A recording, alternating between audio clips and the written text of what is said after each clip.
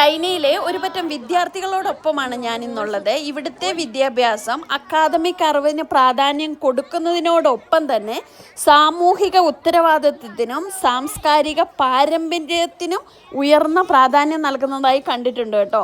അതുപോലെ തന്നെ സാമൂഹിക ഉത്തരവാദിത്വ ബോധമുള്ള കുട്ടികളെ വളർത്തുന്നതിനായി ഇവരെ ഇതുപോലെ പാർക്കുകളിലുമൊക്കെ കൊണ്ടുവന്ന് ഇവരെ ചെറിയ ചെറിയ കാര്യങ്ങൾ മുതൽ അവിടുന്ന് പഠിപ്പിക്കുന്നതായിട്ടുള്ള കാഴ്ചകൾ ഞാൻ എൻ്റെ കണ്ണുകൊണ്ട് കണ്ടിട്ടുണ്ട്.